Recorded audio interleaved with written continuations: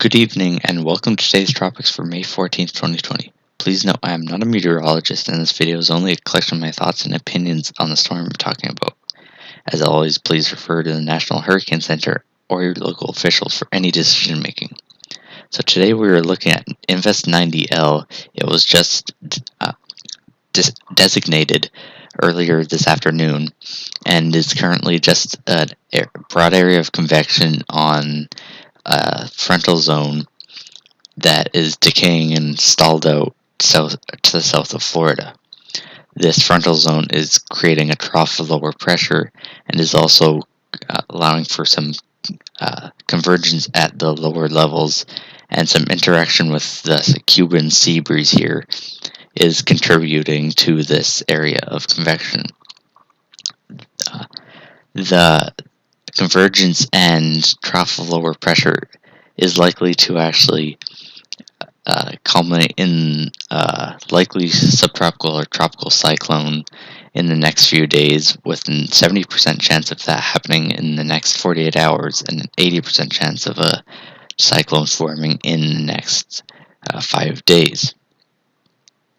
So after it does likely form, it is likely not to be stronger than mid to high grade tropical storm force low, just because it is still May and you don't have the very high sea surface temperatures like you see in the peak season where you can have hurricanes in this area. Rather, it'll likely be a subtropical storm or tropical storm that is being enhanced by baroclinic forces such as the jet.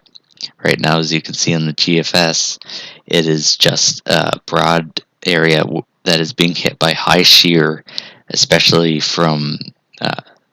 the south, with values as high as 70 knots out of the west. And you can see this also in the water vapor imagery, where there's just westerly shear completely in this region that is shearing the convection off, is probably why there isn't a lot of deep convection.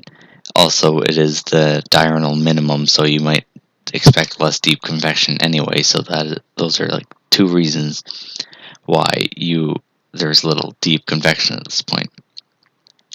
So while it doesn't look like much now, the GFS does strengthen it in the next few days as you slowly head towards the future. You can see that it does become a more well-defined low, and it is experiencing less shears. It moves north of the jet that mostly affects the Bahamas and southern Florida. And you can see there's a clearer zone where Invest 90L is that allows it to breathe a bit. Although it isn't a no shear zone, on the mid-level water vapor, you can see that it is the mid-level low isn't quite coupled to the low-level low, so that might impede some strengthening. And it also, you can see all the moisture is mostly to the northeast, so it's probably going to look pretty lopsided at least at this point. And as the run goes on, you can see it starts to strengthen 90L, and this is likely due to a favorable jet interaction, allowing convection to be transported out of the storm, and this upper level divergence helps to evacuate air out of the storm and then strengthen the storm and lower the pressures. So this continues with an upper level jet interaction, and eventually it strengthens to into the 990 millibar range, and even in these cooler marginal sea surface temperatures, and this is because its upper levels are very, very cold, around 55 to 60 degrees below 0 Celsius at 200 millibars. And you can see the GFS actually tries to take it tropical as it tries to actually symmetrize the mid-level water vapor, and it actually causes it to have a bit of an eye feature towards the next 5 days, even though it isn't actually a hurricane. And this happens as it reaches the Gulf Stream, so it is possible that it is feeling some of the slightly warmer water and is taking advantage of that. However, it after that is likely to become extratropical as it heads into very, very cold waters north of the Gulf Stream and quickly looks to broaden and become extratropical. So, right, so it is likely the track is not very high confidence though, because this is a very large area of convection, and it really depends where a low forms in this large area to know where we are going to see it track. Because if you see a low form in this area or this area, they will have much different tracks. Obviously, it's probably not going to be either extreme, though it looks like it'll be weighted more to the west. But this broad area won't quite produce or other than mesoscale lows, it hasn't quite produced a well-defined low that models can really latch onto and people or forecasters can really latch onto. So it really depends on where the low forms, even with the high confidence of the northeasterly direction out to sea.